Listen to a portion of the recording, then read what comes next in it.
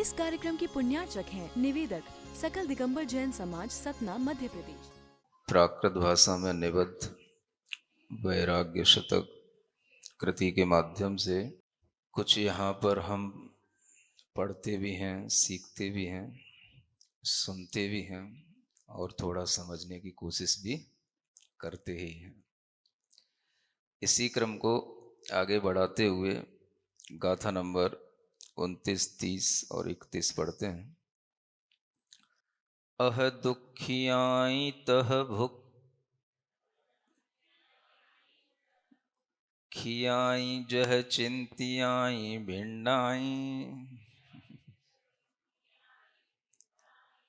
तह थोवम पीण अप्पा विचिंतियो जीव किम भणिमो खड़भंगुरम शरीरम जीवो अंडो असासयो रूवो कम्मवसा संबंधो निबंधो इत्थको तुझ कह आयम कह चलियम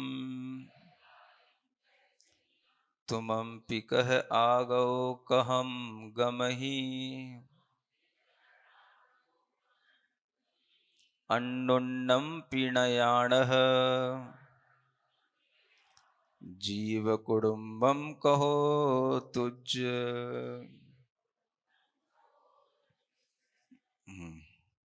प्राकृत भाषा है ये।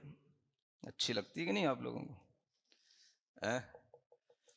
आचार्यों ने कहा है ये प्राकृत भाषा महिलाओं की तरह कोमल होती है। ये कहा गया है नीतिकारों ने। अपनी प्रशंसा सुन करके खुश तो हो लेते हो। विशेष रूप से यह प्राकृत भाषा महिलाओं के लिए प्रिय होती है ना। आज महिला मंडल आया हुआ है, कुछ केसरवानी महिला मंडल, तो इनको भी ये प्राकृत भाषा थोड़ी सी पढ़नी चाहिए, क्योंकि ये प्राकृत भाषा सभी के लिए पढ़ने योग्य, बोलने योग्य पहले हुआ करती थी।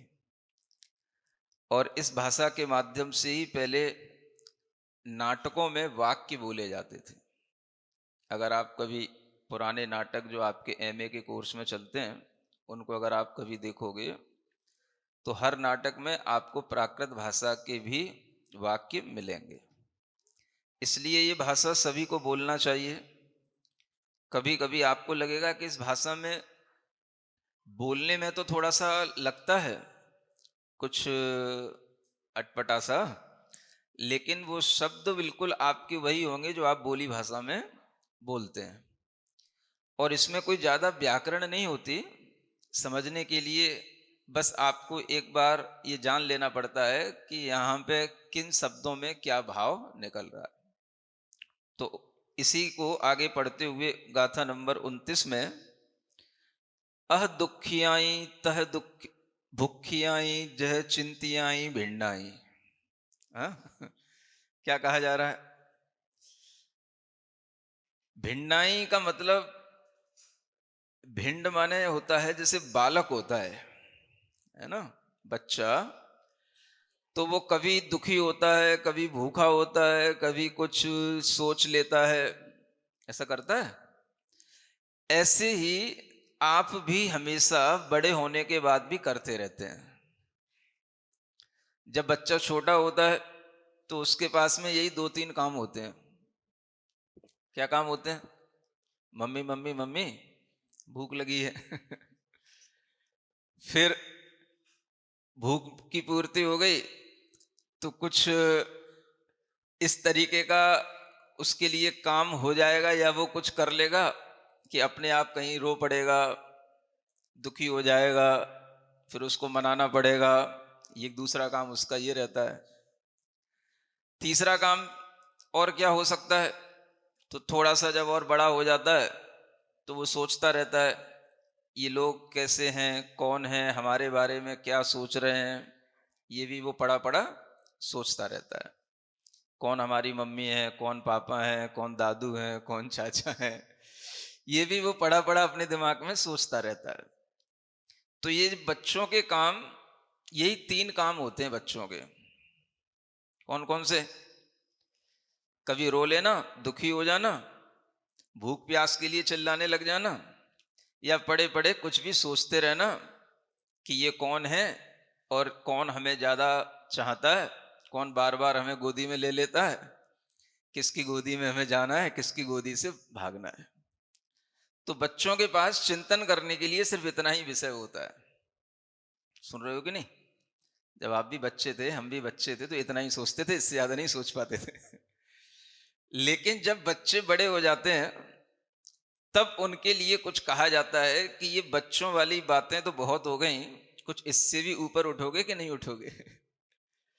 लेकिन बच्चों की वो आदतें ऐसी पड़ी रहती हैं कि बड़े होने के बाद भी उनकी आदतों में कोई ज्यादा सुधार नहीं आता है, बस इन्हीं चीजों का विस्तार हो जाता है। बड़े होने के बाद भी आदमी क्या करता है?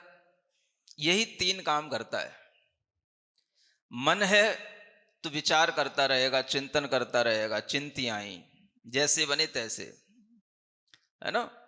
अह का मतलब है यहां से शुरुआत होती है दुखों से। तह का मतलब है फिर उसके बाद फिर क्या होता है? भूख प्यास की बाधाओं में पड़ने लग जाता है। और फिर जह का मतलब जैसे तैसे कुछ होता है तो फिर वो सोच विचार में पड़ जाता है। बस ये 3 काम आदमी बड़ा होकर के भी यही करता रहता है। पहले कुछ ना कुछ उसके सामने दुख आएंगे, दुख की पूर्ति करने के लिए वह कहीं ना कहीं कुछ ना कुछ दौड़ लगाएगा, किसी भी तरह के आयोजन करेगा, योजनाएं बनाएगा उस दुख की पूर्ति को दूर करने के लिए। और फिर उसके लिए दूसरा काम होगा कि किसी ना किसी तरह से भूख प्यास की जो ये बाधाएं हैं इनको दूर करने के लिए अच्छा खाया पिया जाए, ये उसका दूसरा भाव रहता है। और तीसरा भाव, मन में लड्डू फोड़ते रहना, मन के लड्डू खाते रहना। मन के लड्डू जानते हो? ये बड़ों के लिए कहा जा रहा है। बड़े होने के बाद में हर बच्चा देखा जाए तो कहीं ना कहीं बच्चा ही होता है, चाहे उम्र कितनी भी हो जाए। किसी ना किसी के समक्ष आप बच्चे ही रहोगे, और वह बच्चा रहोगे तभी कुछ सीख पाओगे। अगर यहां पर आप बैठे हो तो भी हम समझते हैं बच्चे का भाव लेकर के बैठोगे तो कुछ सीख पाओगे, और अगर बच्चे का भाव आप में नहीं है तो आप यहां बैठ करके कुछ सीख नहीं पाओगे। इसलिए जिंदगी में हमेशा बच्चे बना रहना अपने आप में एक बहुत ही सुखद भावात्मक परिणति है। क्या सुना? जिंदगी भर बच्चे बने रहने की कोशिश करो, क्योंकि बच्चा सीख लेगा, बड़ा नहीं सीख पाएगा। अगर आपके अंदर यह भावना आ गई कि मैं बड़ा हूं, तो फिर आप कुछ भी नया नहीं सीख पाओगे। अगर आप बच्चे बनकर के रहोगे तो आप सीखने की चेष्टा करते रहोगे। और वैसे भी देखा जाए तो यहां पर जो भी लोग बैठते हैं शायद सीखने के लिए बैठते होंगे, कि केवल सुनने के लिए बैठते हैं या देखने के लिए बैठते हैं। चलो महाराज को बैठे बैठे देखते ही रहेंगे, कुछ नहीं है। तीनों काम हो जाते हैं। चलो ये बहुत अच्छी बात है, देख भी लेते हैं, सुन भी लेते हैं और सीख भी लेते हैं, मतलब होशियार हो रहे हैं लोग। तो जब तीनों काम हो रहे हैं तो इन तीनों कामों में भी आपको बच्चा बन के ये तीनों काम करने पड़ेंगे। और अगर आप बच्चे हैं तो फिर हम बहुत अच्छे ढंग से आपको समझा भी सकते हैं और आपको प्यार भी कर सकते हैं। और अगर आपके अंदर बच्चापन नहीं होगा तो फिर भैया बड़ों से तो प्यार किया नहीं जाता है, प्यार तो बच्चों से ही किया जाता है, समझाना बच्चों को ही होता है। इसीलिए आचार्य यहां पर हमें बच्चों का उदाहरण देकर के समझा रहे हैं। हम भले ही आज बड़े हो गए, लेकिन आचार्यों की दृष्टि में, गुरुओं की दृष्टि में हम हमेशा बच्चों की तरह ही दिखाई देते हैं। और वो हमें प्यार से समझा रहे हैं कि देखो बेटा, जैसे पहले तुम जब छोटे थे तब यही काम करते रहते थे, किसी भी बात को लेकर के दुखी हो जाते थे, छोटी छोटी बातों को लेकर के रो पड़ते थे, छोटी छोटी बातों को लेकर के चिल्लाना शुरू कर देते थे।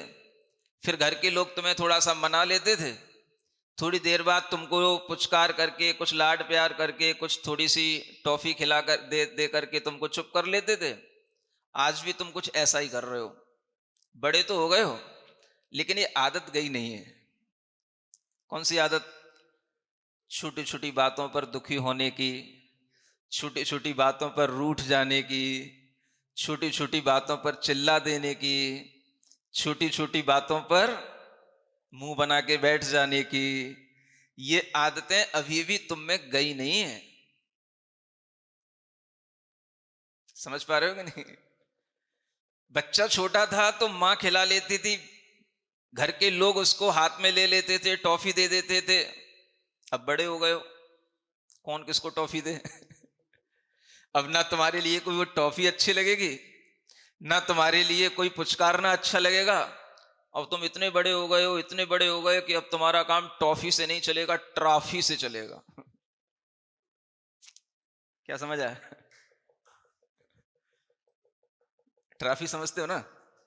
कब दी जाती है? जब इंडिया का मैच जीत के आओगे तब मिलेगी। अब इतने बड़े हो गए हो, बात उतनी सी है और कुछ ज्यादा नहीं है। बस तुमने लड़ना ज्यादा सीख लिया, दुख के कारण ज्यादा बढ़ा लिए, विचार अपने दुखों के साथ जोड़ने के लिए ज्यादा बड़े बना लिए, लेकिन दुख की बातें तो वही हैं जो पहले किया करते। आज भी तुम नाराज होते हो, आज भी तुम अपने अंदर किसी भी तरह की थोड़ी सी प्रतिकूल परिस्थिति आती है तो घर वालों पर परेशान हो पड़ करके उनके लिए डांटने लग जाते हो। आज भी सब कुछ वही हो रहा है, रोना चिल्लाना, दुखी होना, वो सब चल रहा है। तो ये दुखी होने में सब कुछ समाया हुआ है। अब अगर वो बच्चा बड़ा होने के बाद में दुखी ना हो तो कहा जाए हाँ ये समझदार बच्चा हो गया। अब आप सोचो कि आपके अंदर दुख आता है कि नहीं, आप रोते हो कि नहीं, आप झल्लाते हो कि नहीं, आप चिल्लाते हो कि नहीं, छोटी छोटी बातों पे बिगड़ते हो कि नहीं। तो अगर बिगड़ रहे हो तो वो बच्चा भी वैसे करता था, बड़े भी वही कर रहे हैं। वो आपके बच्चेपन का जो स्वभाव था वो गया नहीं है। तो आप बच्चेपन में एक काम तो ये करते थे, दूसरा काम क्या होता था? भूखियाई भूखे बने रहते थे। हर समय आपको थोड़ी थोड़ी देर बाद खिलाना पिलाना पड़ता था। हर समय थोड़ी थोड़ी देर में कहीं कोई दूध पिला रहा है, कि पानी पिला रहा है, कि कोई कुछ खिला रहा है, कोई कुछ खिला रहा है, ये करना पड़ता था। आज भी बड़े होने के बाद में कोई ज्यादा चेंज तो आया नहीं तुम में। क्या हो गया? आज भी भूखे ही बने रहते हो, जब देखो तब तैयार रहते हो खाने को, जहां देखो वहां तैयार रहते हो खाने को। कोई आपके लिए ना टाइम का सिस्टम है कि हमें कब खाना, कोई ना आपके लिए उसके लिए कोई कितनी बार खाना, उस बारियों का कोई आपके लिए नियोजन है, कुछ नहीं है। जब मिल जाए, जितना मिल जाए, जैसा मिल जाए, जब जो कह दे हाँ सर आइए चाय पी लीजिए, तैयार हैं सर। तो कभी भी आपके लिए ये भूख की बाधा जैसे बचपन में थी, बड़े होने के बाद भी कुछ बदली नहीं है, शायद बढ़ और गई है। पहले तो बच्चे के लिए थोड़ी पराश्रितता रहती थी, मां देगी तभी खाएगा बेटा। अब तो तुम बड़े हो गए हो, जब मन आए तब अपने हाथ से खुद बना भी सकते हो, खुद खा भी सकते हो, और जो बना बनाया है वहां जाकर के खड़े होकर के चाट के ठेलों पर भी सब कुछ कर सकते हो, हलवाई की दुकानों पर भी पहुंच सकते हो। तो अब तुम बड़े हो गए हो, लेकिन बड़े होने के बावजूद भी ये काम जो बचपन से चल रहा था इसमें कोई ज्यादा अंतर नहीं आया। तब भी भूखे थे, अब भी भूखे हो। नया क्या किया? और तीसरा काम जो बच्चा करता था, थोड़ी देर के लिए मम्मी कह देती थी बेटा शांति से बैठ जा, या कहीं पालने में भी पड़ा होगा, या कहीं अकेले बैठा हुआ कुछ शांति से बैठा होगा तो क्या कर रहा होगा? सोच रहा होगा घर के लोगों के बारे में, कौन क्या कर रहा है, कौन कैसे हमसे बात करता है, कौन कैसे हमको खिलाता है। वो पड़ा पड़ा पट्ठा सोचता रहता है। सुन रहे हो? पट्ठा कहलाता है वो। आपको पता नहीं होता है, वो पड़ा पड़ा सोचता रहता है। इसीलिए उसको पता होता है किसकी गोदी में जाना।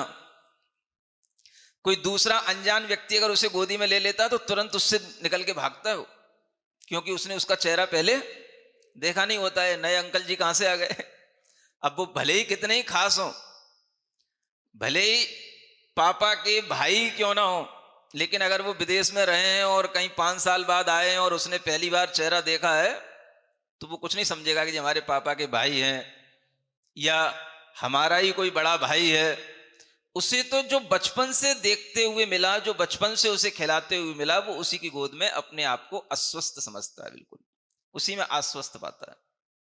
तो ये जो बच्चों के अंदर एक चिंतन चलता रहता है, इस चिंतन को ही हमने जब बड़े होने के बाद में देखते हैं तब भी हम सोचते रहते हैं घर में कितने लोग हैं, वो हमारे बारे में क्या सोच रहे होंगे, वो हमारे लिए क्या क्या अच्छा सोचते हैं, कौन हमारे लिए बुरा सोचता है। इस तरीके का विचार बड़े होने के बाद भी चलता रहता है। और ये चिंतन एक तरह से दुर्ध्यान कहलाता है। इसको क्या बोलते हैं? दुर्ध्यान। माने बेवजह की चिंताओं में पड़े रहना। आप देखो, अगर कभी अकेले घर में पड़े हो तो आपके अंदर कितना अच्छा ध्यान बनता है आपको। कभी घर में अकेले रहे हो, जब पत्नी भी ना हो, बच्चे भी ना हो, घर में अकेले हो बस आप, है ना, और आप जो है बिल्कुल खा पी करके बेड पे लेट जाना, फिर देखना आपका दुर्ध्यान कितना अच्छा चलेगा। क्या क्या अच्छा अच्छा सोच सकते हो आप सोच सकते हो कि हम कितना अच्छा सोच सकते हैं। समझ आ रहा है? क्या हो जाए, क्या नहीं हो जाए, कहीं ऐसा हो जाए, कहीं ऐसा हो जाता तो। ये इतने तरीके के चिंतन चलते हैं कि आदमी खुद ही उन, इसको बोलते हैं मन के लड्डू खाना, ऐसे मन में लड्डू फोड़ता रहता है, ऐसे मन के लड्डू खाता रहता है कि उसे वास्तविक लड्डू मिले ना मिले, लेकिन मन के लड्डू समझ रहे हो ना? क्या लड्डू तो मीठा ही होता है, अब है नहीं है सामने, बस उसको मन में विचार करके मैं ऐसा कर लेता, ऐसा हो जाता, वो होता तो ऐसा हो जाता, वो नहीं है तो ऐसा होना चाहिए था। ये सब जो मन के अंदर अपने आप चलता रहता है, ये मन के लड्डू कहलाते हैं। और ये सब के सब, कोई भी आपके लिए ध्यान होंगे तो ये सब दुर्ध्यान की श्रेणी में आएंगे। आप किसके बारे में सोचोगे? या तो आहार के बारे में सोचोगे, या अपने घर की वस्तुओं के बारे में सोचोगे, या फिर आपके अंदर तीसरा एक काम भाव का विचार आएगा, उसके बारे में सोचोगे। बस ये 3 चीजें आपके पास सोचने के लिए होंगी। सुन लिया ना? क्या क्या? जब आपको नींद नहीं आती, आप बेड पर पड़े होते हो, उस समय पर आपके अंदर सिर्फ 3 तरह के विचार आएंगे आपके अंदर।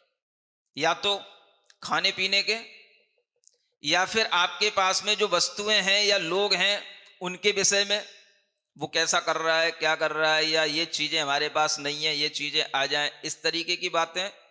या तीसरा एक काम वासना का विचार आता है, एक वो विचार चलेगा। बस 3 विचार चलेंगे आपके अंदर। और ये तीनों ही तरह के विचार ये दुर्ध्यान की श्रेणी में आते हैं। आचार्य इसलिए यहां समझा रहे हैं कि अगर हमें समझ में आ जाए बालक का उदाहरण देकर के, तो हम शायद समझ पाए कि हम भी कुछ बालक अवस्था से बड़े होने के बाद भी कुछ नया नहीं कर रहे हैं। यही 3 काम हमारे जिंदगी के एक तरह से शौक बन गए हैं, और इन्हीं 3 कामों में हम अपनी जिंदगी को उलझाए रखते हैं। खाने पीने का, दुर्ध्यान के माध्यम से बुरा बुरा सोचने का, और किसी ना किसी तरीके से दुखी होना, रोना, चिल्लाना। ये 3 काम जिस तरह से बच्चा करता था, आज भी बड़ा व्यक्ति वही कर रहा है। तो उस बच्चे को समझाते हुए आचार्य कहते हैं, तह थोवम पीणा अप्पा विचिंतियो। जीव, ये संबोधन दिया जा रहा है, हे जीव, हे प्राणी, तूने कभी भी थोड़ा भी अपना चिंतन नहीं किया, आत्मा का चिंतन नहीं किया। अप्पा माने आत्मा, अप्पा माने कुछ तो याद कर ही लो, इतना तो याद करके जा ही सकते हो। अगर आपसे कोई पूछे प्राकृत भाषा में महाराज ने क्या सुनाया, तो प्राकृत भाषा में अप्पा सिखाया। पप्पा तो हम बोलते ही रहते हैं, अप्पा और सीख लो।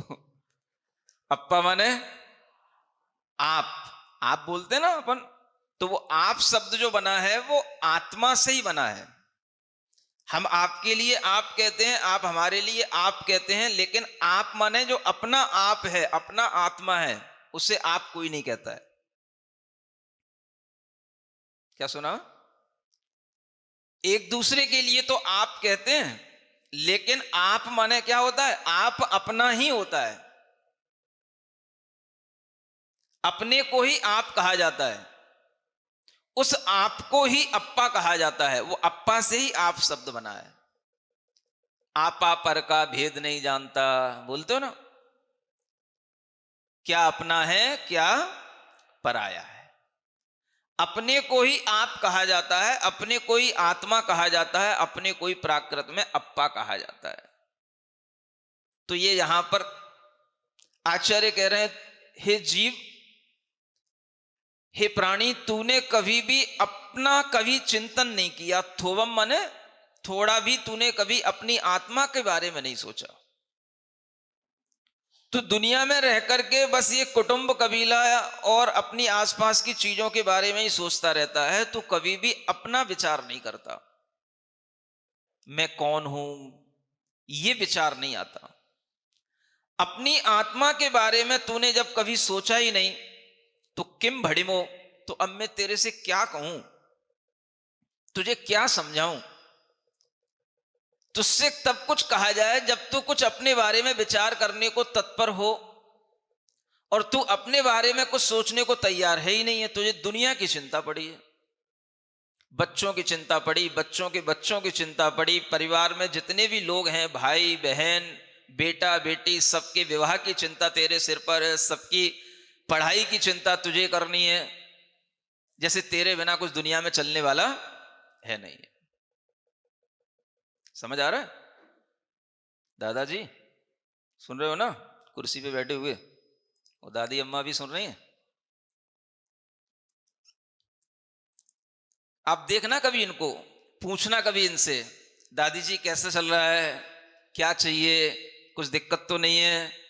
हाँ भैया सब अच्छा है, बस वो बेटी की जो अपनी नातिन है उसकी शादी के रिश्ते नहीं आ रहे हैं, बाकी सब घर में सब अच्छा है और कोई कमी नहीं है, सब अच्छा है। समझ आ रहा है? अब दादी की शक्ल देखना, 88 साल की हो रही होंगी। कितनी? हाँ, जिनका ठिकाना नहीं है कुछ भी, 2-4 साल में निपट जाएंगे। अरे भैया चल भी जाए तो 14 साल भी चला लेना, हमें कोई दिक्कत नहीं है।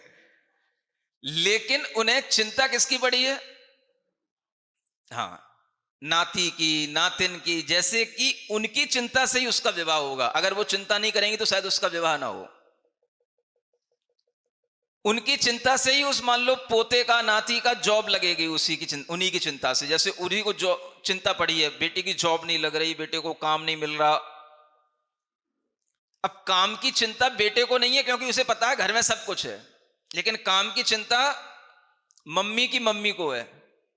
समझ आ रहा है? पापा की मम्मी को है, सबको चिंता पड़ी है, अपनी चिंता किसी को नहीं है। हम सफेद बाल सारे हो गए हैं, शरीर में कोई जान बची नहीं है, आज मरे कि कल मरे कोई भी भरोसा है नहीं है, और हम चिंता पाले हुए हैं नाती की, नातिन की, पोते की, पोते की, जैसे कि इन्हीं की चिंता से ही हमें स्वर्ग मिलेगा। नहीं समझे?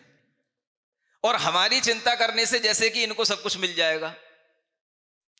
ये हमारे अंदर एक भाव बना रहता है, ये दुर्ध्यान कहलाता है। धर्म की दृष्टि से क्या बोलते हैं?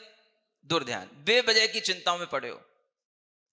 अरे भाई, तुम्हारे सामने कितने लोग आते हैं, कितने लोग चले गए, तुमने किसको बचा पाया? कोरोना ने क्या सिखाया? इतना तो सिखाई दिया, दादाजी घर में 80-80 साल के, 70-70 साल के बैठे हैं और 27 साल का बच्चा चला गया। ऐसा कई जगह हुआ कि नहीं हुआ?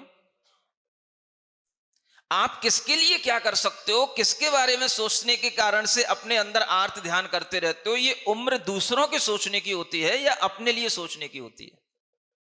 एक उम्र का भी कोई तकाजा होता है ना। हम किस उम्र में किसकी चर्चा कर रहे हैं, किसकी चिंता कर रहे हैं?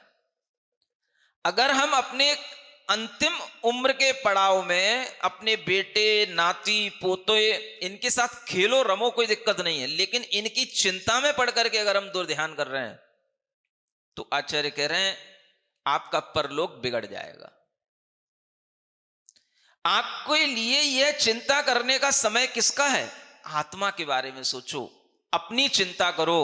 और चिंता अगर करना नहीं आता है तो यहां जो बताया जा रहा है उसको समझने की कोशिश करो। क्या कहा जा रहा है? गाथा नंबर 29 के बाद 30 आती, देखो क्या लिखा है। खड़भंगुरम शरीरम, शरीर कैसा है? क्षणभंगुर है। जीवो अन्नो, जीव उस शरीर से अन्य है, जीव उस शरीर से पृथक है, जीव उस शरीर से भिन्न है। सासय रूपो, कैसा है? वो शाश्वत रूप वाला है। जीव माने आत्मा, जिसके कारण से ये शरीर जिंदा है, वह जीव, वह आत्मा तो शाश्वत है और शरीर नाशवान है, क्षणभंगुर है। तो तुम इस शरीर की चिंता में पड़ रहे हो, और ये शरीर भी तुम्हें जो मिला वो कहां से मिला? कर्म वसा संबंधो, कर्म के कारण से तुम्हारे लिए इस शरीर का संबंध हुआ। अब तुम्हारे लिए इसमें कौन सा आग्रह होना चाहिए? इसी में अपना निर्बंध क्यों बनाए रखे हुए हो कि तुम हमेशा शरीर की चिंता में पड़े रहो? भाई शरीर काम नहीं कर रहा, कि बिल्कुल सूख गया, कि बिल्कुल यह मरने को है। शरीर तो मरेगा। तुम्हें चिंता शरीर की नहीं करनी, तुम्हें चिंता किसकी करनी? अब जब करने लायक थे तो कर लिया, अब बुढ़ापे में, अब 90 वर्ष की अगर उम्र हो रही है और उस समय पर अगर आपका शरीर ढीला पड़ रहा है तो वो तो ढीला पड़ेगा ही। अब तुम जिम में जाने लायक तो हो नहीं हो, और ना कोई प्रोटीन के डिब्बे खाने से तुम्हारे अंदर कोई प्रोटीन आ जाएगी। अब नहीं समझ आ रहा? प्रोटीन के डिब्बे खाने का मतलब डिब्बों की प्रोटीन को प्रोटीन के डिब्बे खाना कहता है। जब पूरा डिब्बा खा लेता है आदमी तो कहा जाता है डिब्बा ही खा लिया। तो जब आपके अंदर अब वो ना प्रोटीन पचाने की क्षमता है, ना आपके लिए अब किसी भी तरीके से बॉडी को पुनः बिल्ड करने की क्षमता है, तो अब आप करोगे क्या? किसके बारे में सोचना अब आपको? अगर आप अपने शरीर को क्षणभंगुर नहीं समझोगे, अपने शरीर से भिन्न अपनी आत्मा को, अपने जीव को शाश्वत रूप में अगर चिंतन नहीं करोगे, तो तुम्हें इस संसार में आकर के कुछ भी नहीं प्राप्त हुआ ऐसा समझना। और ये शरीर आदि भी जो मिलते हैं वो किससे मिले? कर्म वसा संबंधो, जितने भी संबंध हैं सब कर्म के वशीभूत हैं। क्या सुना? बहुत अच्छे वाक्य हैं। एक छोटी सी कोटेशन है, ये कर्म वसा संबंधो। संबंध किससे होते हैं? जैसे हमारे कर्म होते हैं वैसे ही संबंध बन जाते हैं। जितना हमारा कर्म फल देता है संबंध उतना ही चलता है। बच्चा गर्भ में आता है, अगर उससे हमारा संबंध गर्भ में 6 महीने के लिए है तो 6 महीने का ही संबंध रहेगा। 6 महीने बाद गर्भ में ही उसकी मृत्यु हो जाती है, ऑपरेट करके उसको निकालना पड़ता है। इतना ही संबंध था उस बच्चे का गर्भ में 6 महीने का, इतने ही संबंध के साथ में आपके लिए वो कर्म फला था। थोड़ा सा संबंध और बढ़ जाता है, सब कर्म से संबंध बनते हैं। कोई बच्चा जन्म लेने के बाद 4 दिन जीता है, कोई बच्चा जन्म लेने के बाद 4 महीने जी पाता है, कोई बच्चा जन्म लेने के बाद 4 साल जी पाता है, कोई 24 साल जी लेता है, कोई 40 साल जी लेता है। ये सभी संबंध किससे बनते हैं? अपने ही कर्म से बनते। कर्म वसा संबंधा, संबंध जितने भी बनेंगे, अच्छे पुत्र पुत्रियां मिल गए, अच्छे बहू बेटियां मिल गए, ये भी कर्म के बस से। और अपने ही बुरे ऐसे मिल गए कि अपनी ही नाक उन्होंने कटा दी, तो ये भी कर्म के फल से। हर चीज हमें यहां कर्म के फल से मिलती है। इसलिए तुझे उनमें इतना आग्रह नहीं होना चाहिए जितना इस विचार में कि ये सब हमारे अपने कर्म के कारण से है, और इन कर्मों के कारण से ही हमारा ये सब संबंध है। हमें संबंध और बंध की ओर देखना चाहिए। संबंध किसके कारण से है? कर्म बंध के कारण से ही सारे संबंध बनते हैं, और फिर उन संबंधों में हम बंधते हैं, तो फिर हमारे लिए कर्म बंध होते हैं, बंध होते हैं, और उन बंधों से वह संबंध फिर आगे आगे और बनते चले जाते हैं। इसलिए जब हम पूर्व भवों की बातें सुनते हैं तब हमें समझ में आता है कि कौन जीव किस तरह के संबंधों के कारण से कैसे कैसे गर्भ में आ जाता है और कैसे कैसे अपना फल देता है। कल राजा श्रेणिक के बारे में आप लोगों ने सुना था। पूर्व भव में व्यंतर देव बन गया, उससे भी पहले भव में वो राजा था और राजा का मित्र था। राजा तो पुनः राजा बन गया, श्रेणिक राजा। लोगों को चिंता तो पड़ गई।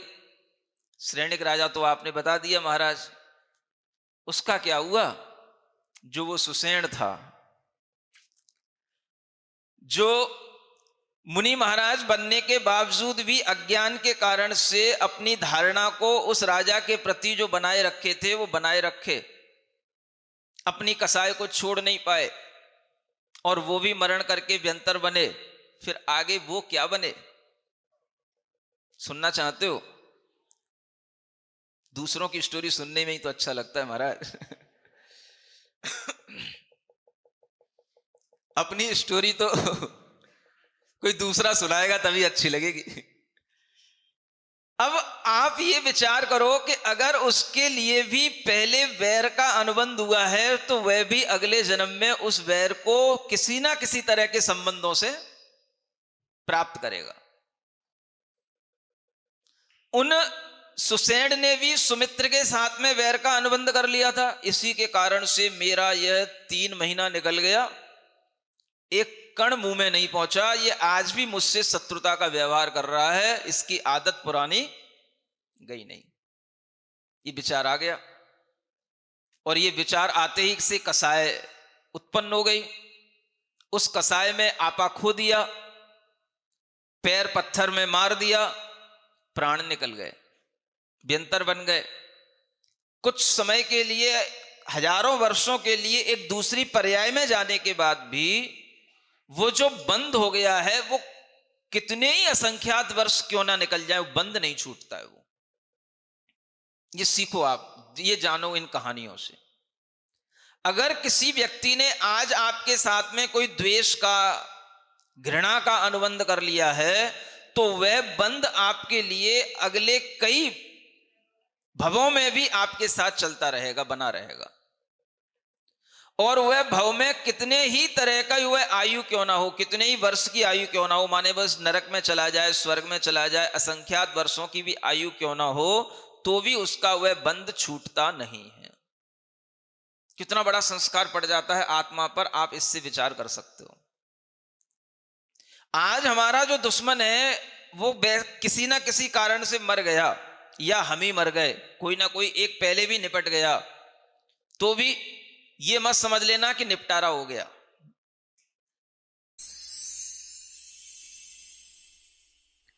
सिरिजिण वाणी जग कल्याणी, जग जन मदतम मोहरी, जणमण हारी गढ़हर हारी, जम जरा भव रोग हरी। तिथियराणम दिव्य झुणिम जो पड़ई, सुणई मय्ये धारई, राणम सौख मणंतम धरिय, सासद मोक्ष पदम पावई, सासद मोक्ष पदम पावई।